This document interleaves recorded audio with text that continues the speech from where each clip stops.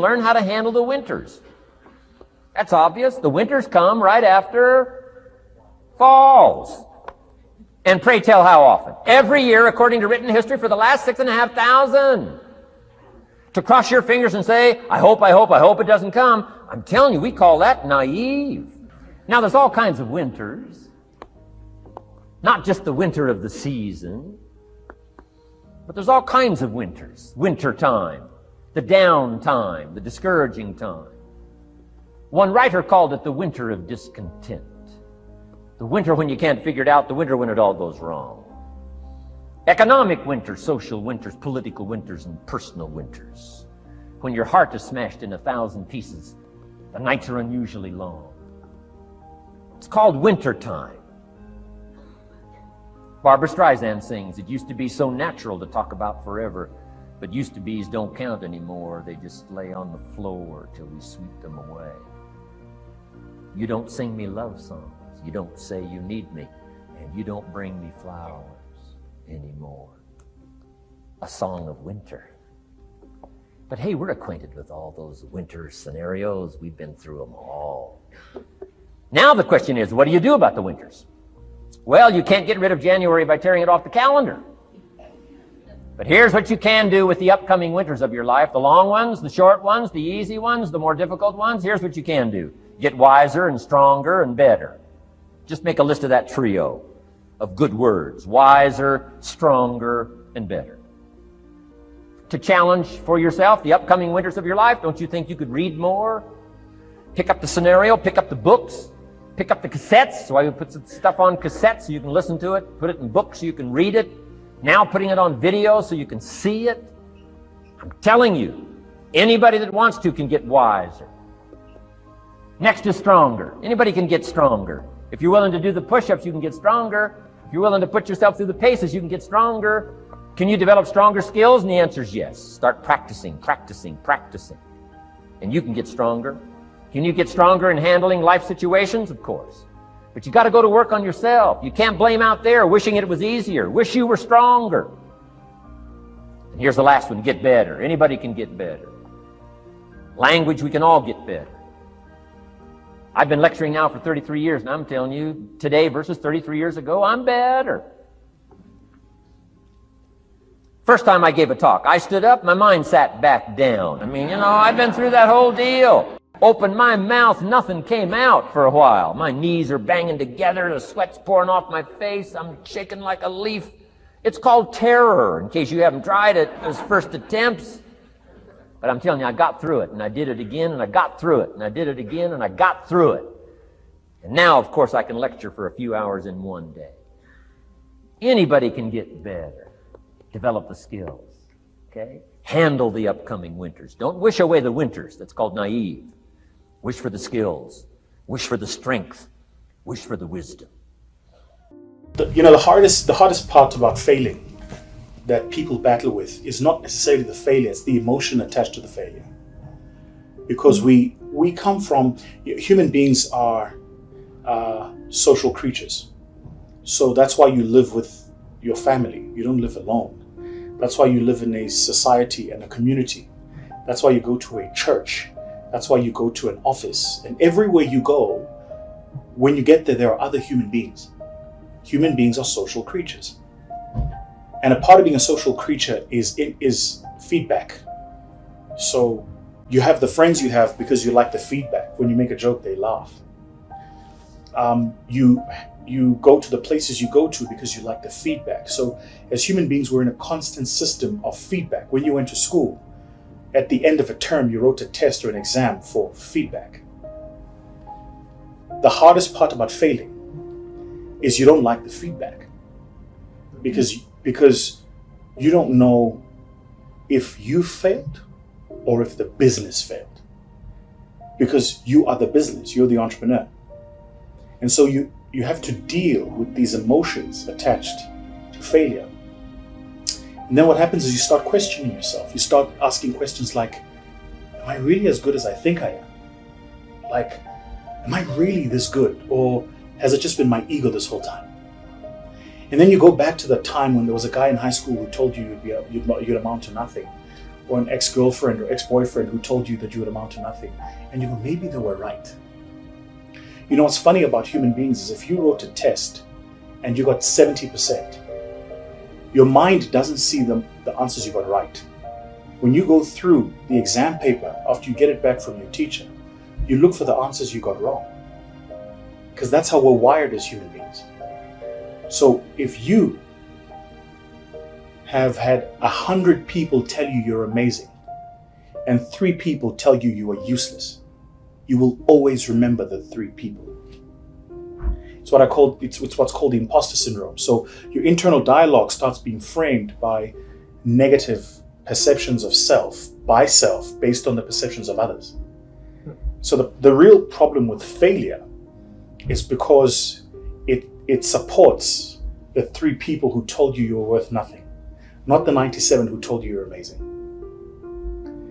So for me, that was like the hardest part, right? Like the hardest part was having to understand that I was not that failure, that the failure didn't define me, that it was a moment, you know, it happened, and you know, and I needed to move on from it. And that failing doesn't make you any less of what you were. You're still great, you're still amazing, you're still smart and intelligent and hardworking, you're still all of those things. All of those things about you are true.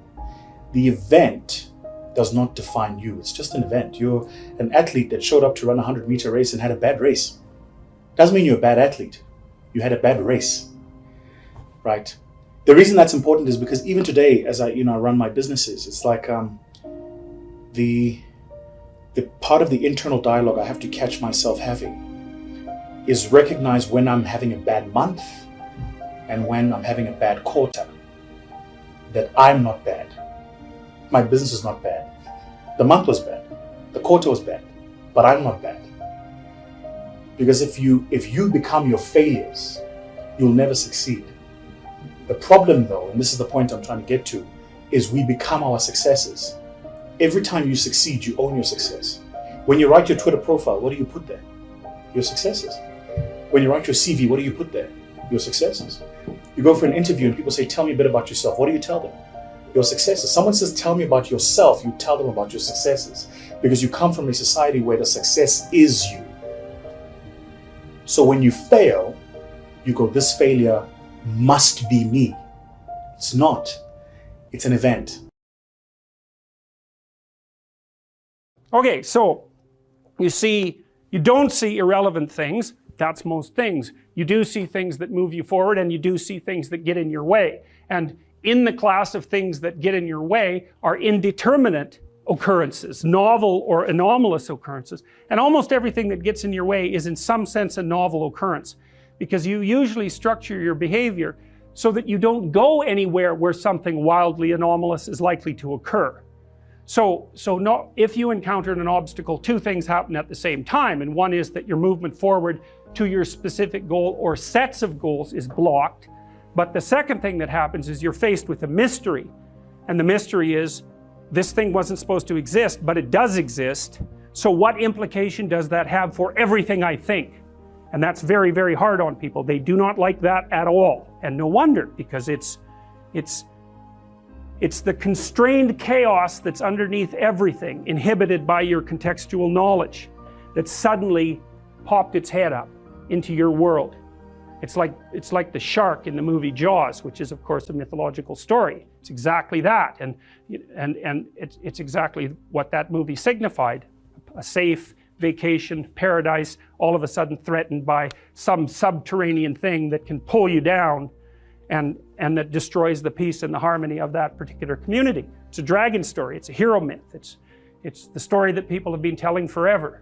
So and what you can think of that thing that reemerges, that shark that rises up from the depths, or that whale, or that dragon, or that predator, or the foreign invader for that matter, or the barbarian. They all fit into the same category. That's what had been deemed irrelevant suddenly manifesting itself. And when you think about how much is deemed irrelevant, the fact that it suddenly manifests itself, that's exactly the purpose for the reason for the trauma.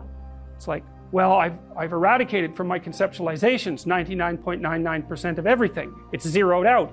And all of a sudden I've made a mistake. Bang, I don't know where I am.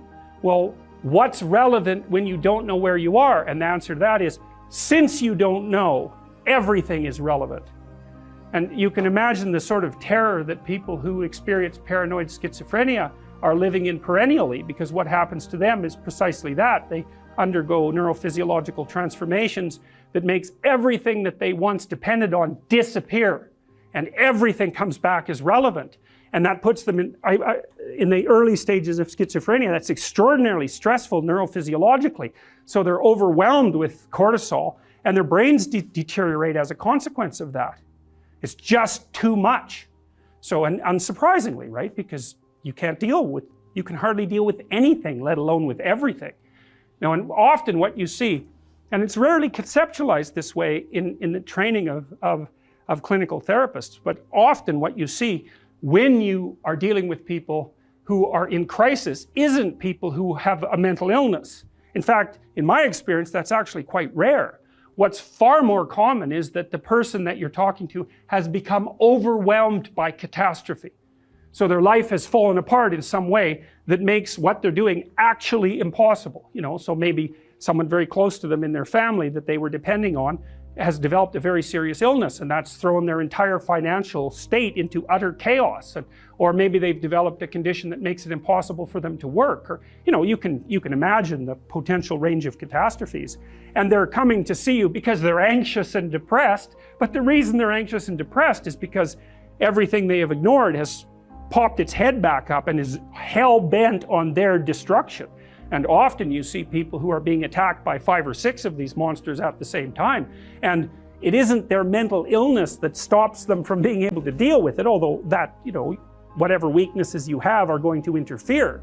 It's the fact that what they're facing is no damn joke, and if you were facing it, you'd feel exactly the same way.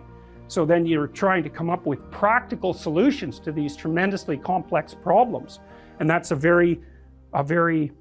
well, it's extraordinarily difficult, generally speaking. People often don't come to a therapist until they've exhausted their entire range of resources. They cannot figure out what to do.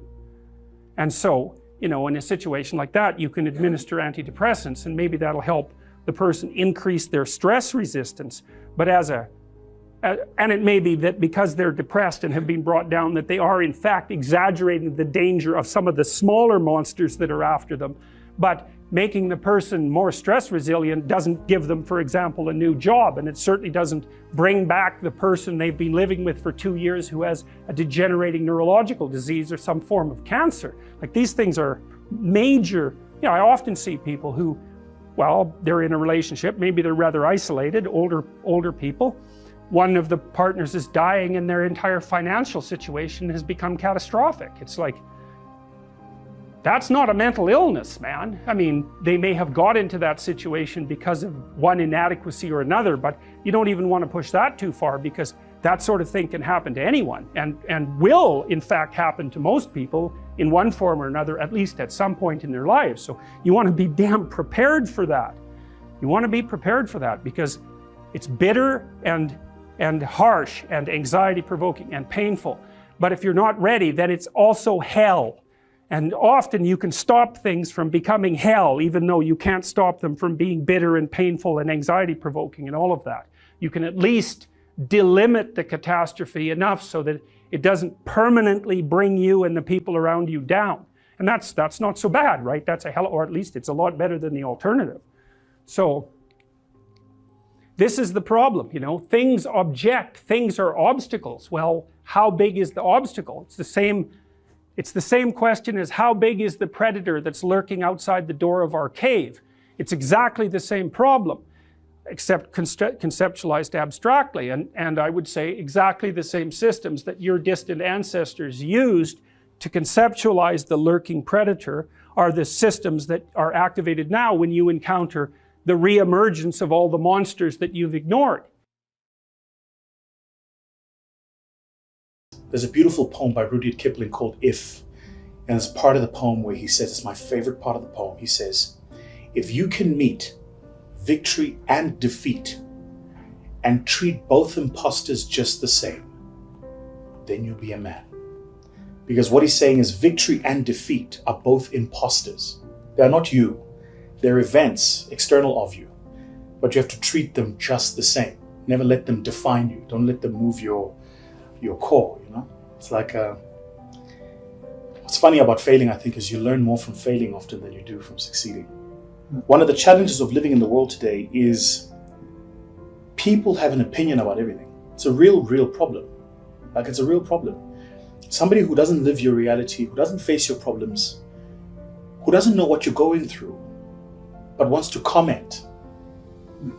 You know, I was trying to explain this to someone. I was like, if you were absent in my struggle, please don't be present in my success. But also don't be present in my failure. I get an upset. Be upset. So we live in this era today where people lack context. So Tandanani starts a business and the business fails. People don't go, why did it fail? What happened? They just go, Jenlemati is a failure, right? I can't remember, somebody sent me a meme, it was beautiful. They said, you'll never be criticized by somebody working more than you. So, and that's a point I think to anybody watching this video, before you leave a comment, just ask yourself, are you working more? Because anybody can leave a comment. It's easy. You have an internet connection, you watch a video, you go and you comment, this guy talks too much. Okay, but are you working? And, you know, at the end of it all, when they tally the work I've put in, the work you put in, who's going to put in more work? For me, that's what's important. What's important is, did you put in the work? Did you do the hours? Did you give it the best you